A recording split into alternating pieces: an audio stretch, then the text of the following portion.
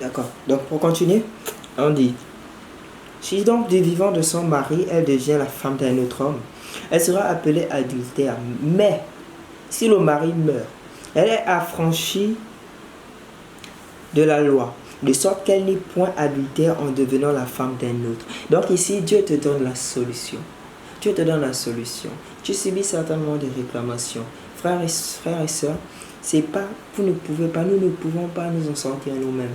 C'est juste Jésus-Christ qui peut nous guérir. C'est Jésus qui peut couper nos liens passés. C'est Jésus qui peut tuer le vieil homme en nous. Mais la Bible déclare que Dieu ne peut pas nous sauver sans nous. Donc c'est à nous d'abord de montrer on dit, l'homme propose, Dieu dispose. Donc c'est à nous de proposer. C'est à toi de proposer. C'est à moi de proposer. De renoncer entièrement. C'est à toi de proposer. C'est à moi de proposer. De tuer le vieil homme qui est en nous. De tuer, de prier pour que notre ancienne épouse, pour que notre ancienne épouse, qui était le monde, qui était la convoitise, puisse mourir, afin que par sa mort, nous puissions être délivrés de la loi. Parce que le plus important, c'est ça, c'est d'être délivrés de la loi, avant de pouvoir appartenir à Jésus-Christ, pour pouvoir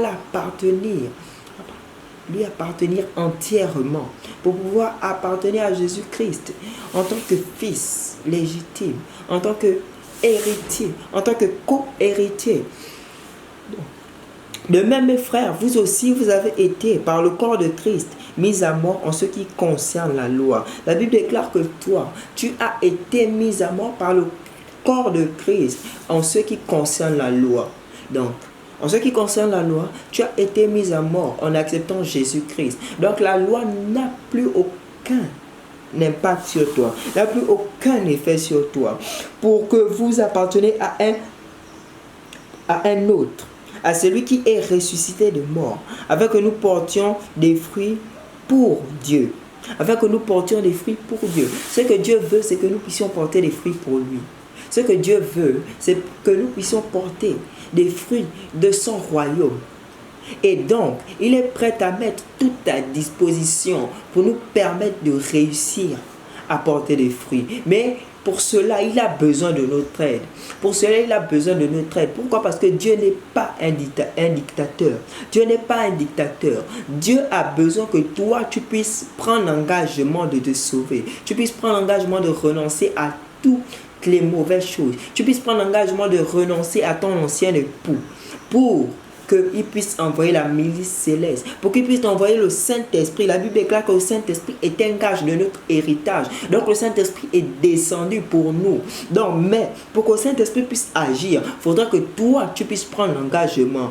Toi, tu puisses inviter le Saint-Esprit à agir dans ta vie. Toi, tu puisses donner le billet d'entrée au Saint-Esprit pour qu'il puisse rentrer dans ta vie et accomplir l'impossible. Et accomplir ce que ta chair te dit que c'est impossible. Et chasser Satan, le diable de ta maison. Chasser Satan, le diable de ta vie. Pour cela, le Saint-Esprit de Dieu a besoin que tu puisses lui donner ton autorisation. Donc, frère bien-aimé, je te demande aujourd'hui de donner ton autorisation à Jésus-Christ. De donner ton autorisation au Saint-Esprit. Tu es chrétien, c'est vrai. Mais être chrétien, ce n'est pas tout. Être chrétien, c'est pas tout. Être chrétien, c'est pas la finalité. La finalité pour Dieu, c'est que nous puissions porter des fruits. La finalité, c'est pour que nous puissions être des arbres qui portent énormément de fruits. Et des fruits pour qui? Des fruits pour Dieu et non des fruits pour le monde.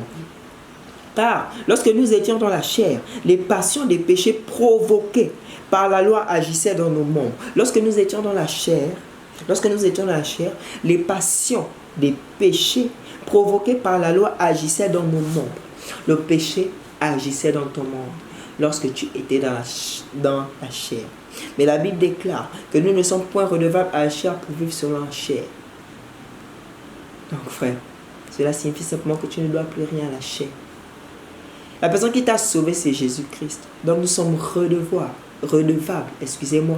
à Jésus-Christ. S'il y a quelqu'un à qui nous devons tout, c'est Jésus-Christ, c'est pas la chair. Donc arrête de subir les réclamations de ta chair. Arrêtons. Parce qu'il dit arrête, je parle également pour moi. Je ne parle pas juste pour toi. Je parle également pour moi. Parce que moi également, je vais me mettre à regarder cette vidéo. Donc lorsque j'ai dit arrête, c'est pas toi, c'est moi également. Mais Jésus est là. Arrêtons de se dire que être chrétien, c'est une finalité. Arrêtons d'être chrétien et de subir toujours les réclamations sataniques. Arrêtons d'être chrétien et en étant liés à notre vieil homme. Arrêtons d'être chrétiens en ayant ce vieil homme en nous. Mais demandons à Dieu de descendre. Demandons à Dieu de se manifester. Demandons à Dieu de prendre entièrement le contrôle. Demandons à Dieu de faire de nous des êtres dignes de son amour, de sa magnificence. Demandons à Dieu, qui est miséricordieux, de nous délivrer. De détruire toutes les alliances mauvaises. De détruire toutes les alliances mauvaises. De détruire tout ce qu'il n'a pas planté en nous, afin que par lui nous puissions être entièrement délivrés. Mais maintenant, nous avons été dégagés de la loi, étant morts à cette loi sous laquelle nous étions retenus. La Bible déclare que tu as été dégagé de la loi. Mais l'une des armes de prédilection de Satan, c'est de nous garder dans l'ignorance. Parce que nous disons souvent que nous sommes chrétiens, mais nous vivons souvent sous la loi, toujours sous la loi. Mais la Bible te dit que dès que tu es chrétien, tu es dégagé sous la loi des chrétiens. Dans le monde de la loi, tu es mort. Tu es mort. Tu es vivant dans le monde de Christ. C'est pourquoi on parle de nouvelle naissance. Parce qu'il ne peut pas avoir nouvelle naissance s'il n'y a pas mort. Pour naître, faudrait... Si on parle de nouvelle naissance, il faudrait d'abord avoir une mort. Mais nous ne sommes pas là pour ça. Mais maintenant, nous avons été dégagés de la loi. Tu as été dégagé de la loi. J'ai été dégagé de la loi en devenant chrétien. Mais si nous ne le savons pas, si nous ne le déclarons pas, Satan va continuer à utiliser notre ignorance pour nous garder captifs. Et si nous ne demandons pas au Saint-Esprit de venir, il ne va jamais venir. Pourquoi? Parce que ce n'est pas un dictateur. Il va venir dans certains cas. Dans certains cas. Comme avec Jonas. Mais dans d'autres cas, si toi tu ne prends pas l'engagement, il ne va jamais venir. Dieu. Provoqué par la loi agisse. Excusez-moi.